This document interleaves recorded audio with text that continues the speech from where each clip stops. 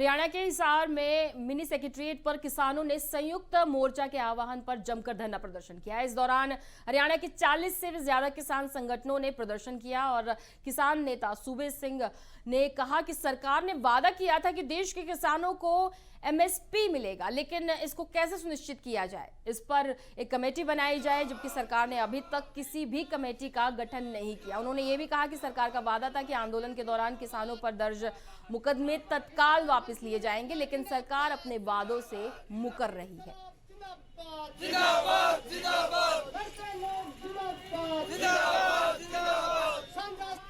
आज का ये प्रदर्शन पूरे हिंदुस्तान के अंदर संयुक्त किसान मोर्चा के आह्वान पर हर डिस्ट्रिक्ट हेडक्वार्टर और तहसील हेडक्वार्टर पर किया जा रहा है। सरकार ने जो लिखित के अंदर किसानों को गृह मंत्रालय और कृषि मंत्रालय ने संयुक्त रूप से समझौता कर लिखित में दिया था किसानों को कि हम एमएसपी पर गारंटी कानून बनाएंगे, लखीमपुर खीरी हत्याकांड के दोषियों को सजा देंगे।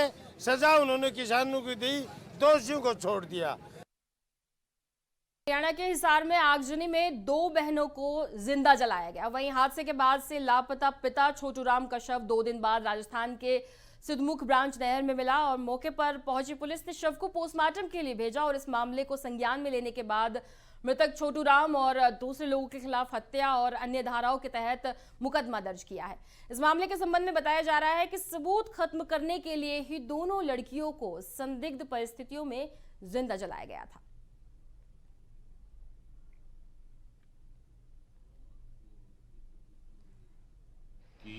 रानी मोहब्बतपुर के गांव में खेतों में बसे छोटूराम के घर आग लगने से 2 लड़कियां जिंदा कर दी।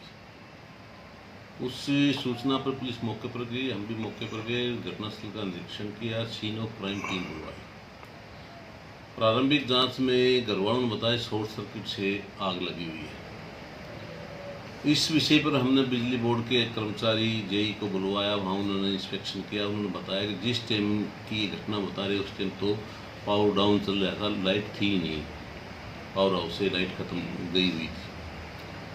हमने घरवालों को बताया, उनसे पूछताछ में उन्होंने कोई स्पष्ट जवाब नहीं दिया। मृतक लड़की मोनिका 19 साल, रिंकू 15 साल की मृत्यु किस कारण हुई, इस बारे में उन्होंने पूछताछ की। उसके फादर को पूछा, उसका फादर मौके पर नहीं।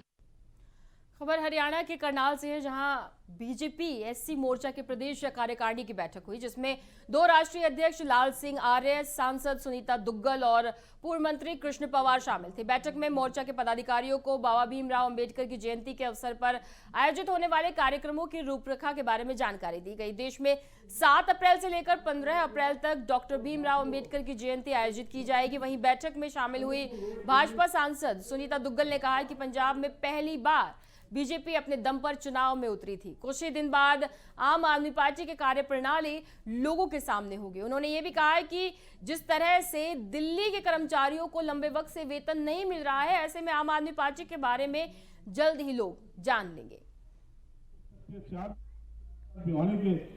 और प्रदेश कार्यकारिणी जो ऐसी मोर्चा की है उसकी आज उन्होंने बैठक ली है और उसमें किस तरह से जो है मोर्चे के संगठन को काम करना चाहिए सभी कार्यकर्ताओं को, उसके बारे में उन्होंने अपना उद्बोधन दिया है और उनको जो है दिशा निर्देश दिए हैं। और इसके साथ साथ आने वाले समय में 7 अप्रैल से लेकर 14 अप्रैल तक किस तरह से बाबा साहब भीमराव की अंबेडकर जी की जो जयंती है उसको हमें धूमधाम से मनाना है, इस बात को लेकर भी दिशा निर्देश दिए गए हैं। और अभी थोड़े समय में ही जो हमारे प्रदेश अध्यक्ष हैं ओम प्रकाश धनखड़ जी, वो भी आने वाले हैं और सुचारू रूप से हमारे सभी कार्यकर्ता बंधु जो हैं वो संगठन का काम करें, धरातल पर ज़मीन पर जो है वो लोगों के साथ जुड़ें और हमारे हरियाणा सरकार की और केंद्र सरकार की जितनी भी योजनाएँ हैं उसके बारे में आम आदमी को अवगत कराएं। तो फिलहाल इसी के साथ पंजाब हरियाणा समाचार में बस इतना ही, लेकिन देश और दुनिया की ताजा तरीन खबरों को देखने के लिए आप देखते रहिए संभव टीवी। नमस्कार।